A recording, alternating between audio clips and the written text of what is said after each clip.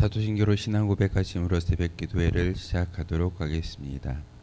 나는 전능하신 아버지 하나님 천지의 창조주를 믿습니다. 나는 그의 유일하신 아들 우리 주 예수 그리스도를 믿습니다. 그는 성령으로 잉태되어 동정녀 마리아에게서 나시고 본디오 빌라도에게 고난을 받아 십자가에 못 박혀 죽으시고 장사된 지 사흘 만에 죽은 자 가운데서 다시 살아나셨으며 하늘에 오르시어 전능하신 아버지 하나님 우편에 앉아 계시다가 거기로부터 살아있는 자와 죽은 자를 심판하러 오십니다. 나는 성령을 믿으며 거룩한 공교회와 성도의 교제와 죄를 용서받는 것과 몸의 부활과 영생을 믿습니다. 아멘.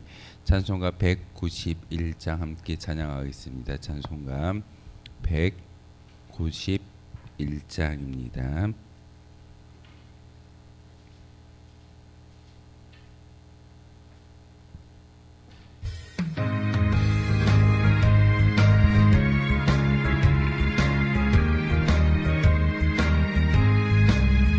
내가 매일 기쁘게 순례의 길에 남은 주의 발이 나를 안보하니요. 내가 주의 큰 복을 받는 참된 비결은 주의 영이 함께함이라. 성령이 계시네 할렐루야 함께하시네. 좁은 길을 걸으며 밤낮 기뻐하는 것 주의 영이 함께함이라.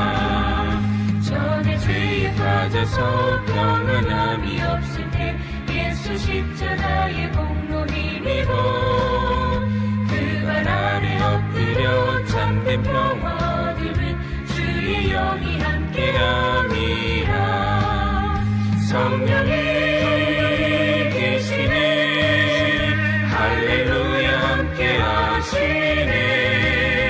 좁은 길을 걸으며 밤낮 기뻐하는 것 주의 영이 함께함이라. 나와 동행하시고 모든 염려하시니 나는 숲의 새와 같이 기쁘다. 내가 기쁜 마음으로 주의 뜻을 행함은 주의 영이 함께함이라. 성령이 계시네 할렐루야 함께하시네.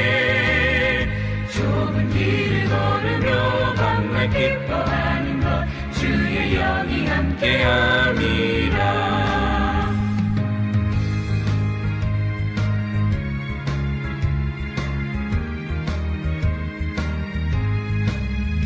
세상 모든 욕망과 나의 모든 정욕은 십자가의 힘이 못을 받았네.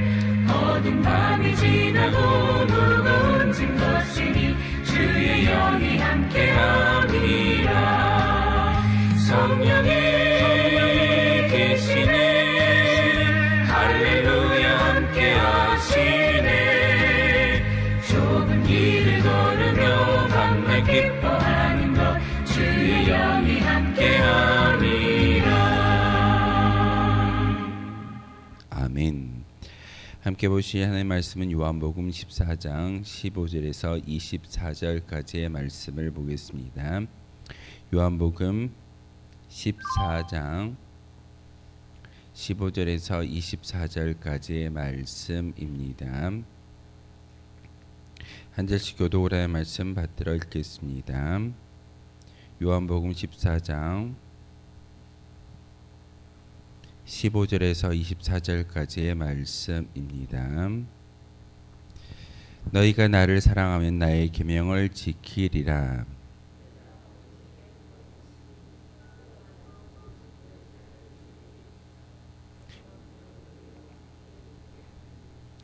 그는 진리의 영이라 세상은 능히 그를 받지 못하나니 이는 그를 보지도 못하고 알지도 못함이라.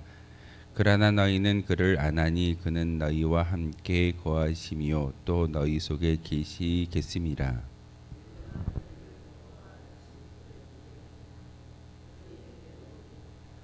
조금 있으면 세상은 다시 나를 보지 못할 것이로되 너희는 나를 보이니 이는 내가 살아 있고 너희도 살아 있겠음이라.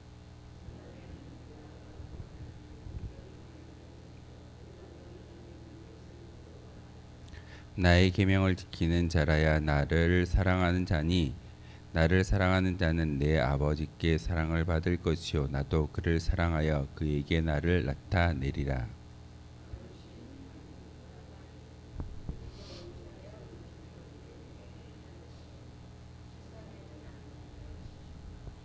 예수께서 대답하여 이르시되 사람이 나를 사랑하면 내 말을 지키리니 내 아버지께서 그를 사랑할 것이요 우리가 그에게 가서 거처를 그와 함께 하리라.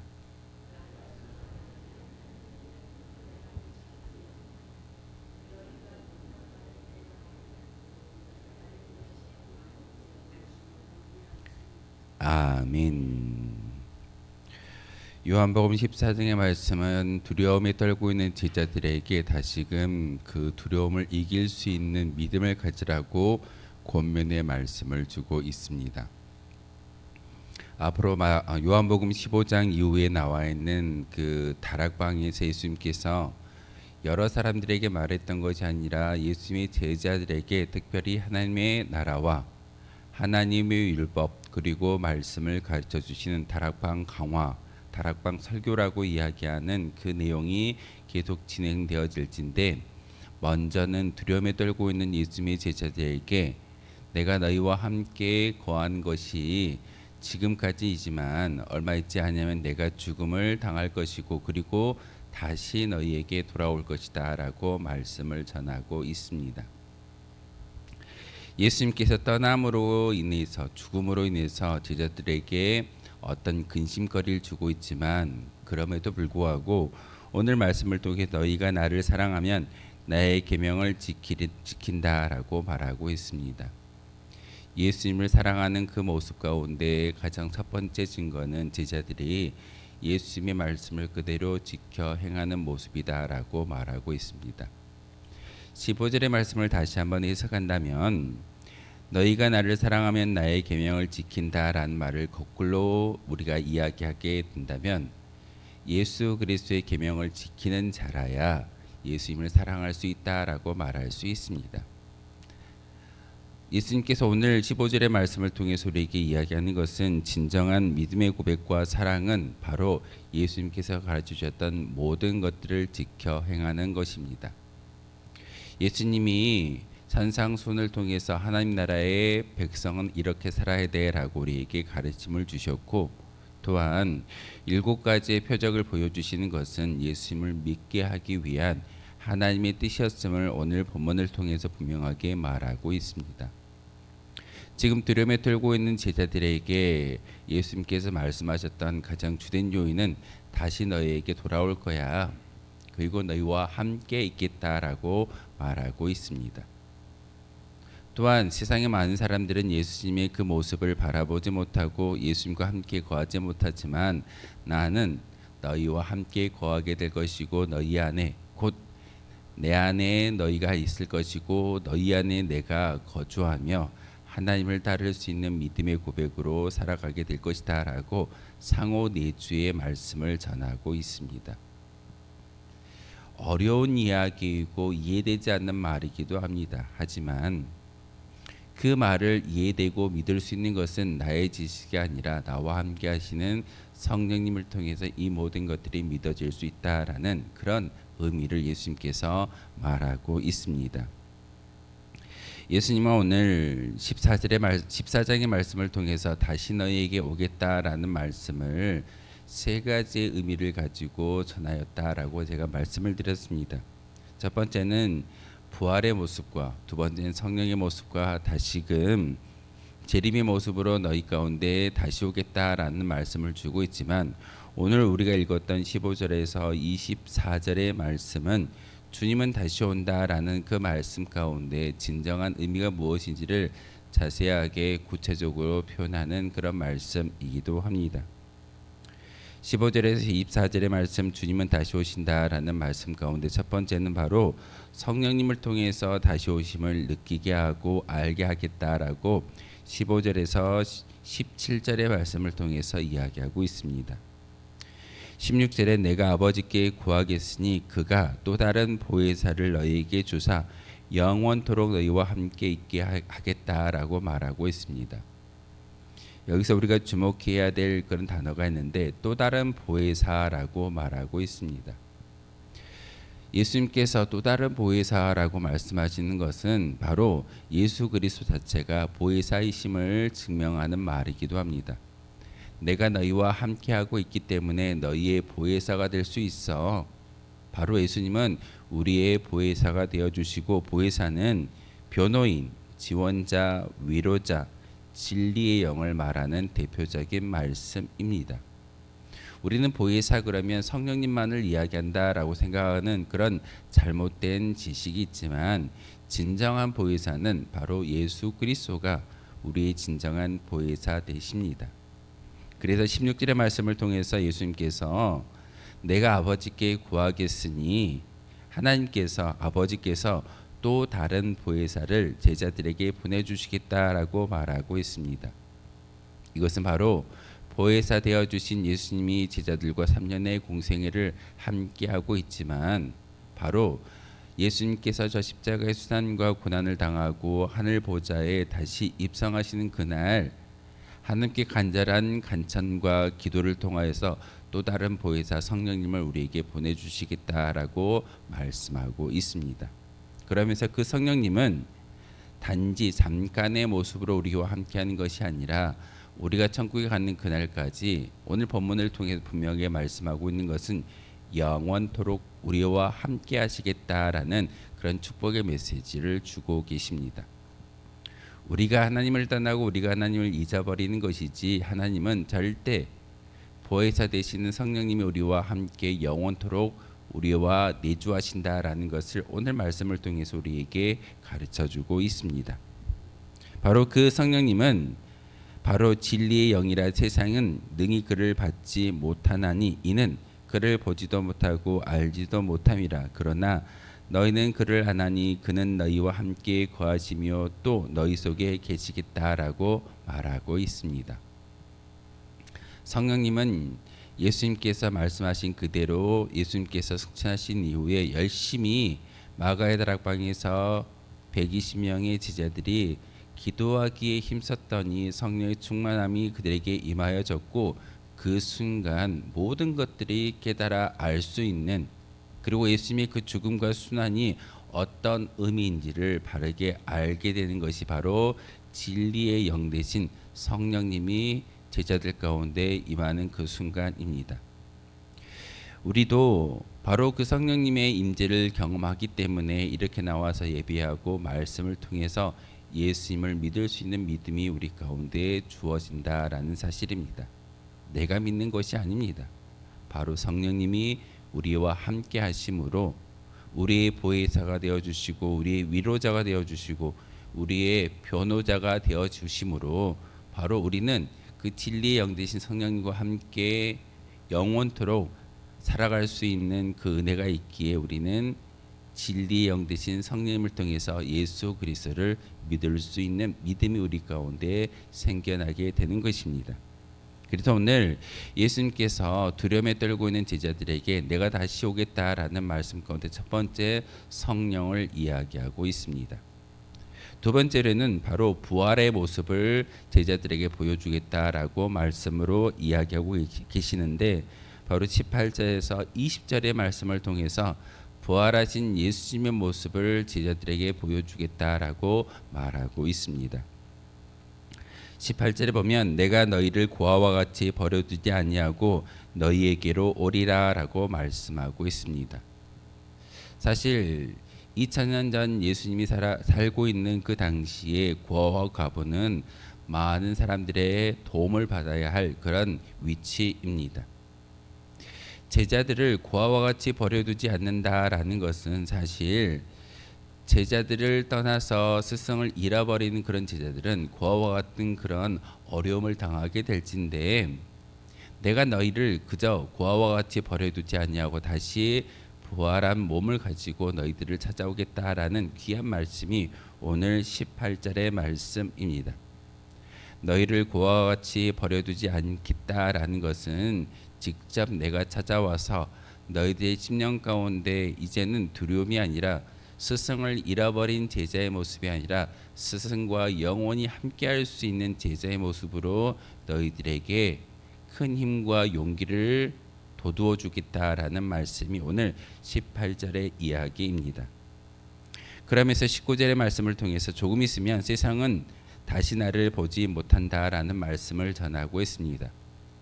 세상은 저 십자가에서 예수님이 죽어짐으로 끝나버렸다라고 이야기하지만 그러면서 예수님을 찾아볼 수 알 수 없는 그런 상황 가운데 놓여지지만 너희는 나를 본다라고 말하고 있습니다. 여기서 너희는 누구를 이야기하고 있을까요? 단지 예수님을 알므로 고백하는 사람들을 너희라고 지칭하지 않습니다.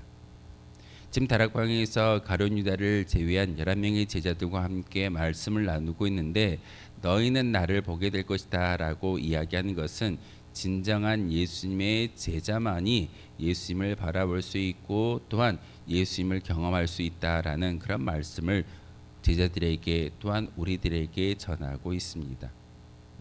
여러분 이 자리에 올라와 기도하고 말씀을 통해서 하나님의 음성을 듣는 그런 진정한 하나님 나라의 백성이며 예수님의 제자의 모습으로 살아갈 수만 있다면 오늘 19절의 이 말씀은 우리의 말씀이 될 수 있습니다. 그러면서 너희는 나를 보리니 이는 내가 살아있고 너희도 살아있겠음이라 라고 말하고 있습니다. 죽어있는 것이 죽은 것이 아닙니다. 또한 살아있다라고 해서 모든 사람이 살아있다라고 진정한 정의를 내릴 수가 없다는 사실입니다. 저는 종종 장례를 집례하면서 이런 말씀을 전합니다.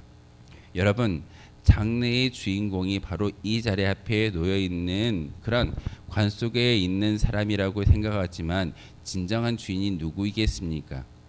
관 속에 누워서 육신의 생명은 끝났을지라도 그 영혼은 하나님께서 책임져 주시고 하나님 나라에 옮겨가게끔 만들어 주셨기 때문에 그는 하나님의 입장에서 살아있는 자이고 유족들 가운데 믿지 않는다라고 하면은 그들은 하나님이 보셨을 때 죽은 자들입니다라고 제가 설명을 합니다.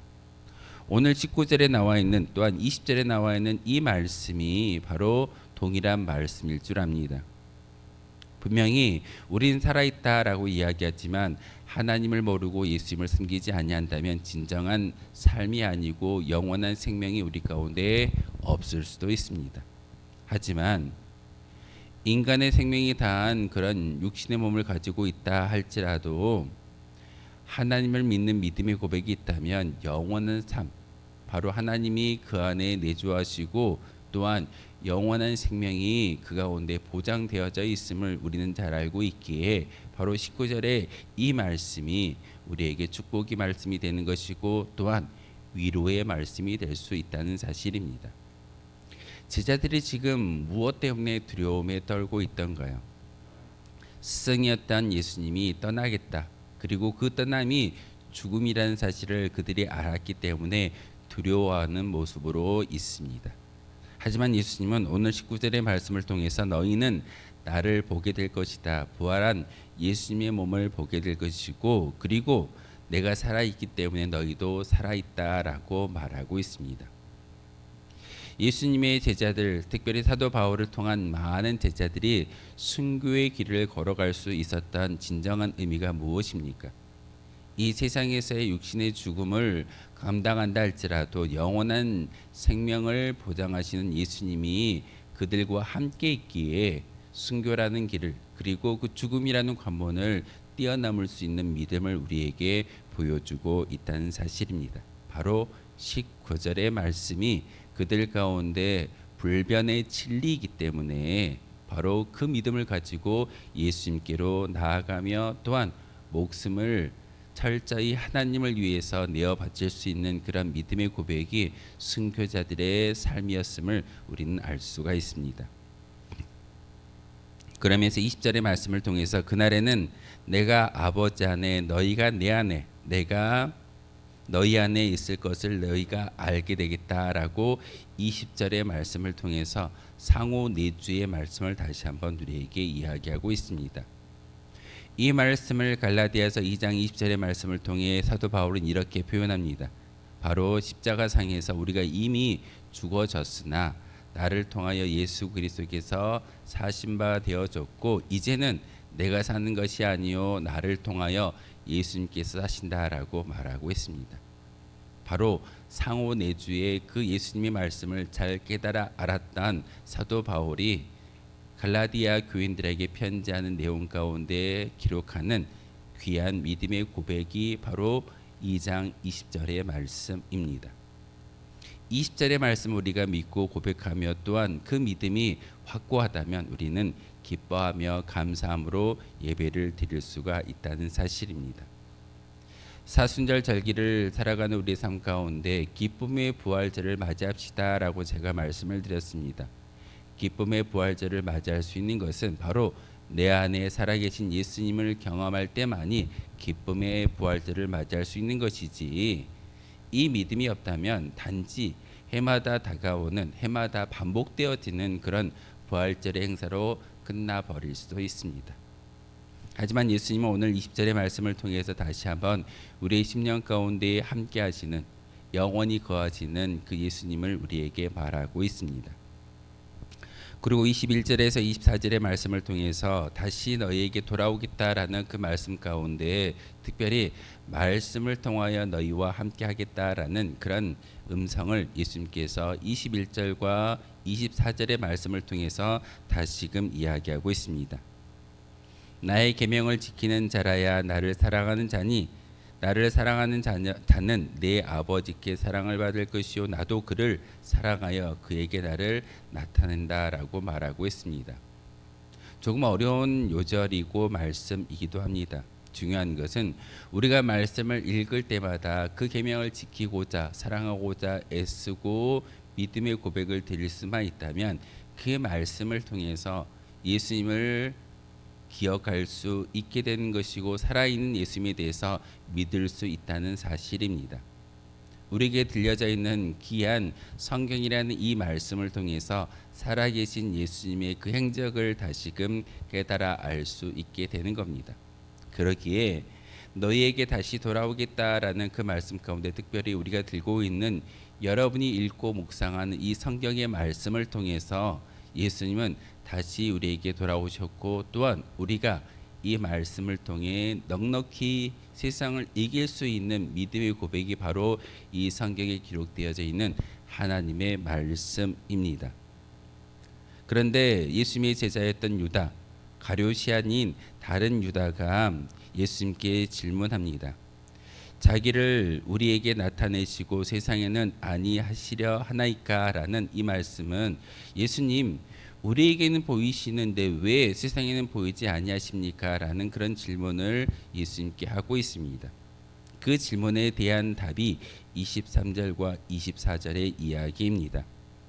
사람이 나를 사랑하면 내 말을 지키니 내 아버지께서 그를 사랑하실 것이요 우리가 그에게 가서 거처를 그와 함께 하리라. 그리고 나를 사랑하지 아니하는 자는 내 말을 지키지 아니하나니 너희가 듣는 말은 내 말이 아니요 나를 보내신 아버지의 말씀이다라고 이야기하고 있습니다.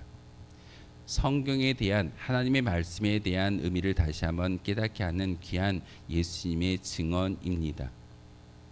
유다가 질문합니다. 예수님, 왜 세상 사람들에게는 보이지 않고 우리에게만 보이십니까? 라고 말하고 있을 때 너희에게 주어지는 것이 바로 하나님의 말씀 성경일지인데 그 말씀을 지키는 것이 진정한 하나님과 함께하는 상호 내주의 관계 가운데 속할 수 있는 믿음의 증거다. 그러나 내가 너희에게 다시 돌아오겠다라는 말씀 가운데 그 성경의 말씀을 통해서 너희와 함께할 것이고 너희가 나를 사랑한다면 성경에 기록되어져 있는 모든 하나님의 말씀 그리고 예수님의 계명을 지키고 사랑하는 것이 온당한 모습이야 라고 말하고 있습니다.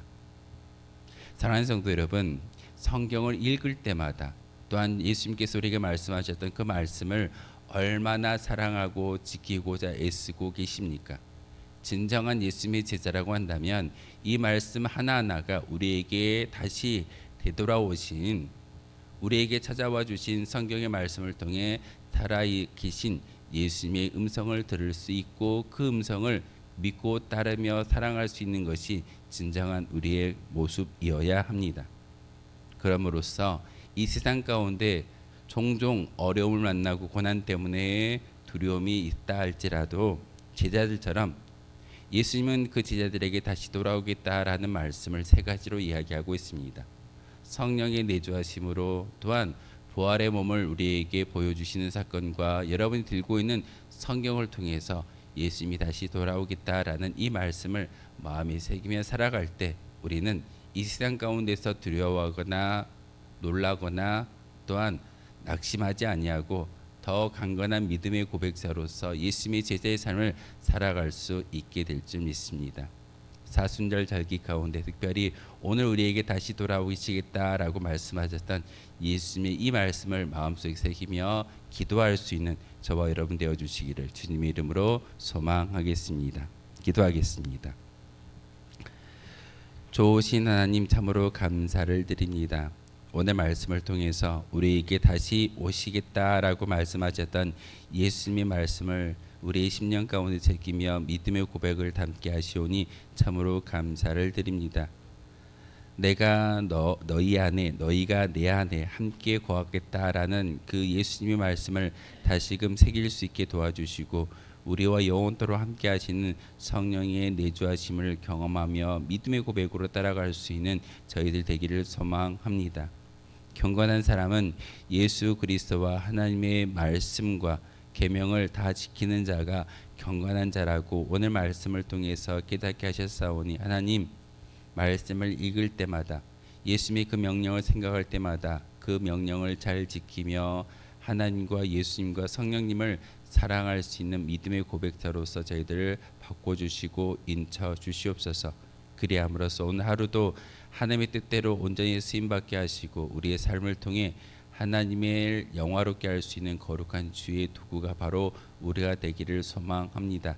이 예배당에서만의 참된 예배자가 아니라 삶의 자리에서 하나님이 찾으시는 참된 예배자의 삶을 살아가게 하시고 그 모습을 통하여서 다시금 부활의 소망을 마음속에 품게 하시고 많은 사람들에게 예수님을 자랑하며 간증할 수 있는 저희들 되게 도와주시옵소서. 하루의 시작을 주님의 존전에 나와 기도하며 열고 있습니다. 하나님, 우리의 모든 기도의 간구를 들어주시고 응답하여 주심으로 다시 한번 오늘 하루의 삶을 통하여서 하나님의 뜻대로 살아갈 수 있는 거룩한 주의 도구가 되게 하여 주옵소서. 예수 그리스도의 이름으로 기도하옵나이다. 아멘. 하늘에 계신 우리 아버지의 이름을 거룩하게 하시며 아버지의 나라가 오게 하시며 아버지의 뜻이 하늘에서와 같이 땅에서도 이루어지게 하소서.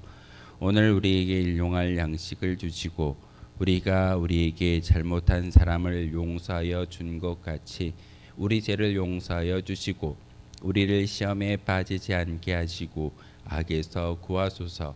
나라와 권능과 영광이 영원히 아버지의 것입니다. 아멘. 오늘 말씀을 생각하며 기도하도록 하겠습니다.